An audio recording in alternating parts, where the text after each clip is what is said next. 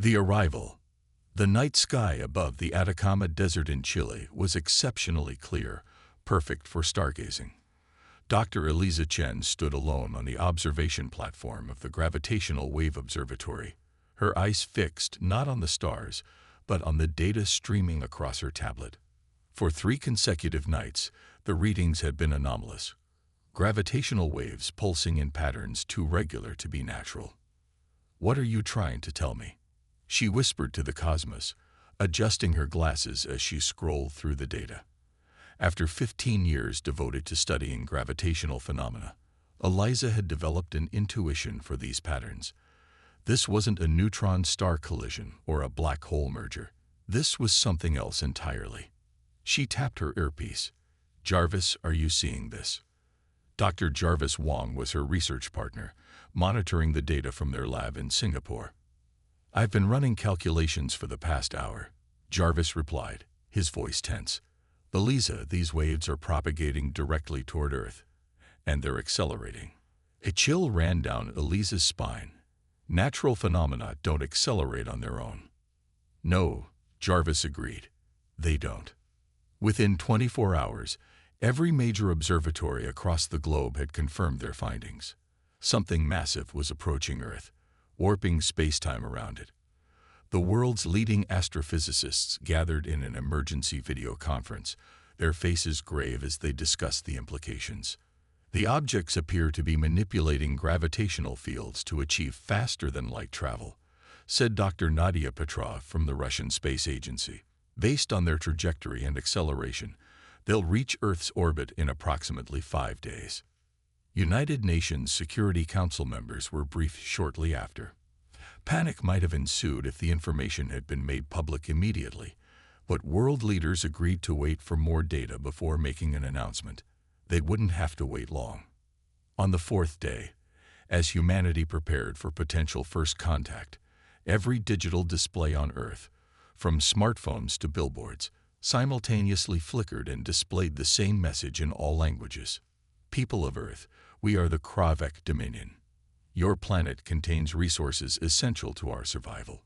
Prepare for our arrival in 24 hours. Resistance is futile and will result in planetary sterilization." Chaos erupted worldwide. Religious leaders proclaimed the end times. Military forces were mobilized. Civilians either fled major cities or barricaded themselves in their homes. But amidst the panic, in a hastily established command center beneath Geneva, the world's greatest scientific minds gathered. Dr. Eliza Chen and Dr. Jarvis Wong were among the first scientists summoned. General Helena Rodriguez, the newly appointed commander of Earth's unified defense forces, wasted no time with pleasantries. "We need weapons," she stated bluntly. "And we need them now." Eliza stepped forward. "Conventional weapons won't work, General. These beings can manipulate gravity itself. They could crush our missiles or deflect them before impact. They could increase localized gravity to pin our aircraft and tanks to the ground." "Then what do you suggest, Doctor?" Rodriguez asked, her expression hardening. "We fight fire with fire," Eliza replied. "If they can weaponize gravity, then so can we." Thus, Project Singularity was born.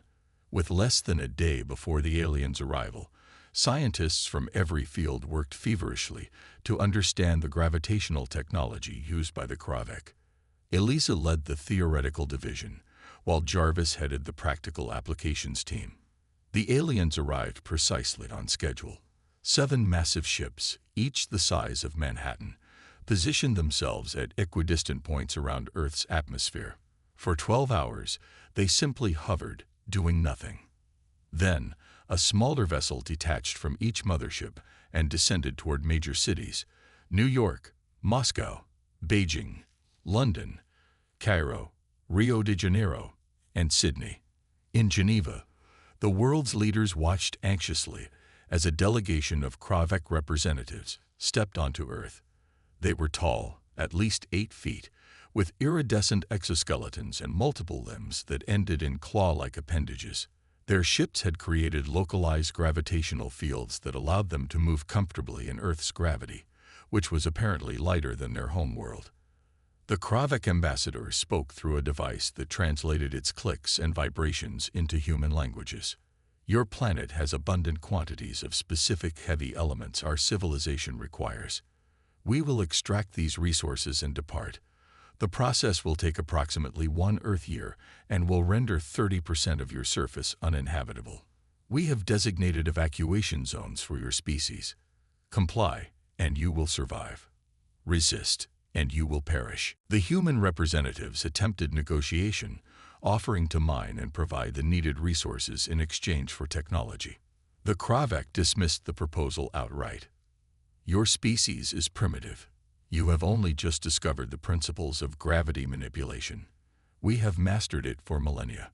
There is nothing to discuss. As the meeting concluded, the Kravik representative tilted its head in what might have been curiosity. Your scientists have been trying to analyze our technology. A futile endeavor, but interesting. You have 1 more day to evacuate the designated extraction zones. Then we begin. In the underground laboratory, Eliza and her team worked without rest. They had managed to collect substantial data from the Kravik ships, particularly on how their gravitational fields operated. They're creating localized distortions in space-time. Eliza explained to General Rodriguez.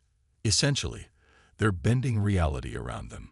It's how they achieve their propulsion, their shields, and presumably their weapons. Can we replicate it? Rodriguez asked. Not at their scale, not yet, Jarvis interjected. But we've had a breakthrough. He gestured to a small device on the table. This prototype can create a concentrated gravitational field in a limited area. Currently, it can only increase gravity by a factor of 10 and only within a 1-meter radius. Not exactly a super weapon, Rodriguez muttered. No, Eliza agreed. But it's a start. The next day, the Kravik began their extraction operations exactly as promised. They targeted the Ural Mountains first, deploying massive machines that hovered above the ground, cutting deep into the Earth's crust with precision. When Russian forces attempted to intervene, they found themselves pinned to the ground by invisible forces. Tanks and artillery were crushed like aluminum cans. Aircraft spiraled out of control before they could even approach. Similar scenes played out across the globe as the Kravik established extraction sites in the Rockies, the Andes, and the Australian outback. Conventional military responses proved futile. Nuclear options were considered but quickly dismissed. The Kravik ships had demonstrated the ability to redirect any projectile launched at them. Humanity was on the defensive, scrambling to evacuate millions from the extraction zones. Casualties mounted into the thousands as some cities refused to evacuate, and the Kravik simply increased the gravity in those areas until buildings collapsed under their own weight. But in their Geneva bunker, Project Singularity made progress. Eliza discovered that while the Kravik could manipulate gravity with tremendous precision, their technology operated on specific frequency patterns. It's like a gravitational signature, she explained to her team. If we can generate counterwaves at exactly the right frequency, we might be able to neutralize their fields or even disrupt them. Jarvis and his engineers modified their prototype, creating a device that could generate these counterwaves. The first test was catastrophic. The device imploded, killing 2 scientists and injuring several others. The second test was more controlled but still failed to achieve the desired effect. Time was running out. The Kravik had already rendered significant portions of Russia and North America uninhabitable. Millions were displaced, and Earth's unified military forces had suffered devastating losses. On the 8th day of the invasion, as Eliza pored over the latest test results, she noticed something peculiar in the data.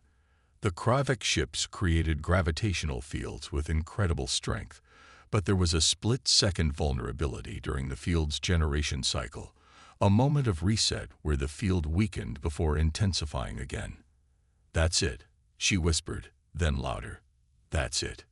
Jarvis, look at this." Jarvis studied the readings, his eyes widening. A pulse. They're using gravitational pulses, not continuous fields. Exactly. And between pulses, there's a millisecond where the field is at its weakest. If we time our counterwaves to hit during that precise moment, we could disrupt their entire gravitational system. Jarvis finished. They immediately began recalibrating their device. This time, the test was successful. They managed to create a small area where the simulated gravitational field failed completely. "We need to scale this up," Eliza said. "And fast." Humanity's counterattack. Dawn broke over Geneva on the 10th day of the Kravik invasion. Dr. Eliza Chen hadn't slept in nearly 36 hours, but adrenaline kept her alert as she presented the latest prototype to General Rodriguez and the United Nations Security Council. "We call it the Gravity Disruption Emitter, or GDE," she explained, gesturing to a device roughly the size of a refrigerator. "It generates counterwaves that can temporarily neutralize the Kravik gravitational fields. We've successfully tested it against simulated alien tech." "How temporary is temporarily?" asked the British representative. "Currently, about 15 seconds, Jarvis answered. "But that's enough time for conventional weapons to penetrate their defenses." General Rodriguez leaned forward. "Range? 200 meters, Eliza said. "We're working on extending it, but the power requirements increase exponentially with distance. So we'd need to get these devices within 200 meters of their ships." Rodriguez frowned. "That's practically suicide." "Not necessarily," Eliza countered. "We've designed smaller, single-use versions that can be fitted to missiles. If launched in sufficient numbers, some might get close enough." The Security Council deliberated briefly before authorizing Operation Counterwave, humanity's first organized offensive against the invaders. Manufacturing began immediately. Every available factory was repurposed to produce GDEs and retrofit missiles. Scientists worked around the clock to improve the technology, gradually extending its range and duration. Military personnel were hastily trained in the deployment of the new weapons. 14 days into the invasion, Earth was ready to fight back. The first target was a Kravik extraction site in the Australian outback.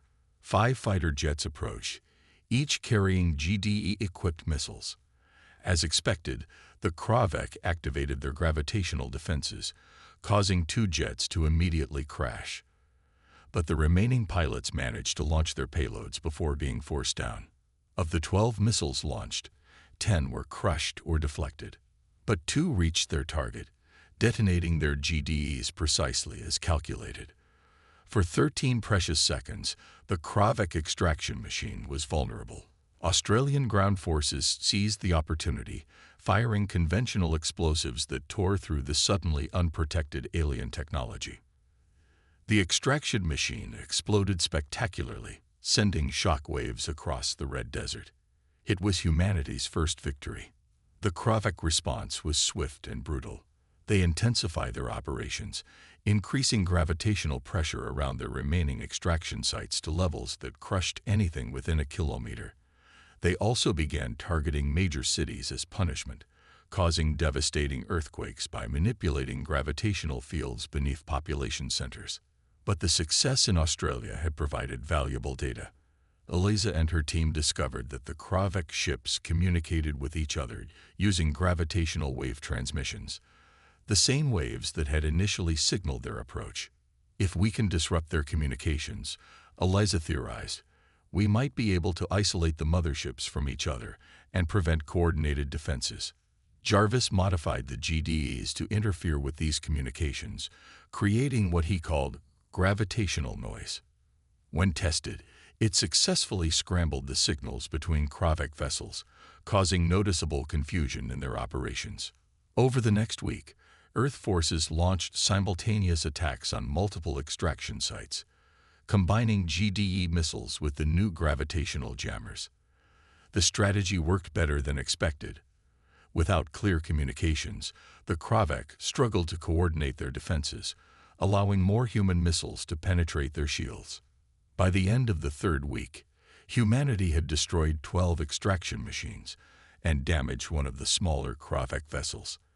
The cost was high, thousands of military casualties and billions in destroyed equipment, but for the first time, there was hope.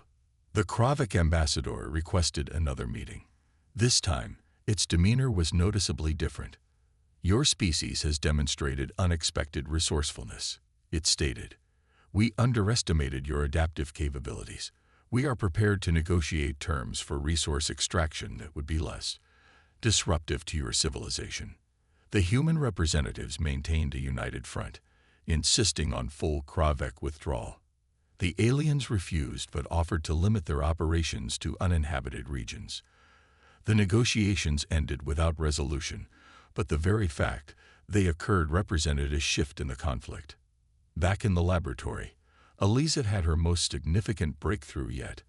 By analyzing debris from the destroyed extraction machines, she discovered the core of the Kravik gravitational technology, crystalline structures that resonated at specific frequencies, amplifying and directing gravitational waves. "These crystals are the key," she explained to Jarvis. "They act as both power source and control mechanism. And I think they have a resonance point at which they become unstable." Working with crystallographers and quantum physicists, Eliza determined the exact frequency it would cause these crystals to shatter. The modified GDEs would not just temporarily disrupt the Kravik fields, but potentially destroy their gravitational technology entirely. The new weapon was ready just in time. The Kravik, frustrated by continued human resistance, had decided to end the conflict decisively. All 7 motherships converged, moving toward Earth's atmosphere and formation. Their combined gravitational fields caused devastating tidal effects, massive storms, and earthquakes worldwide. General Rodriguez coordinated Earth's final defense. Every available GDE was deployed, from ground installations to space-based platforms hastily assembled in orbit. Fighter pilots volunteered for what many considered suicide missions, carrying the crystalline resonator devices directly toward the approaching motherships. The battle began at dawn over the Atlantic Ocean. The Kravik ships created a gravitational distortion so powerful it parted the sea beneath them, exposing the ocean floor. The first wave of human fighters was instantly crushed. The second wave barely managed to launch their payloads before meeting the same fate.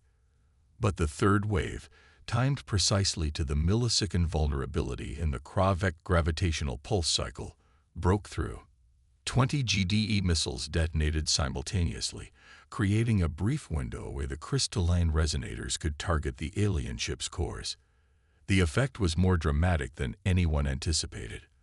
The resonance cascade caused the crystals in the nearest mothership to vibrate out of control. The ship's gravitational field collapsed, then inverted, creating a momentary singularity that tore the vessel apart from within. The destruction of the first ship created a gravitational shockwave that destabilized the others, making them vulnerable to subsequent attacks. Within minutes, 3 motherships had been destroyed. The remaining 4 attempted to retreat, but Earth forces, emboldened by their success, pressed the advantage. By nightfall, all 7 motherships were gone, either destroyed or fled beyond the solar system. The victory came at a terrible cost. Millions dead, vast regions rendered temporarily uninhabitable, global infrastructure severely damaged. But humanity had survived, and more importantly, they had acquired invaluable knowledge. In the months that followed, Project Singularity transitioned from a military initiative to the forefront of scientific advancement. Eliza and Jarvis led the effort to reverse engineer recovered Kravik technology, developing new applications for gravitational manipulation. Within 5 years, humanity had gravity-assisted propulsion, enabling efficient space travel throughout the solar system. Gravitational shields protected cities from natural disasters. Gravitational generators provided nearly limitless clean energy. 10 years after the invasion, as Eliza stood on the observation platform of the new International Space Elevator in Kenya, watching the first colony ship depart for Mars, she reflected on the paradox of their progress. "The Kravik came to take from us," she said to Jarvis, who stood beside her. "Instead, they gave us the stars." Jarvis nodded, watching the ship ascend effortlessly on its gravitational drive. "Do you think they'll come back? or others like them. Elise's expression hardened with determination. Perhaps, but next time, we'll be ready. High above, the colony ship activated its main gravitational drive, bending space-time around it as it accelerated toward Mars. The technology that had nearly ended human civilization was now carrying it to new worlds. Humanity had not only survived but emerged stronger, ready to take its place among the stars, not as conquerors like the Kravek, but as explorers of a universe filled with both wonders and dangers. Earth's gravity, once merely a force to be overcome, had become humanity's greatest weapon and its gateway to the cosmos.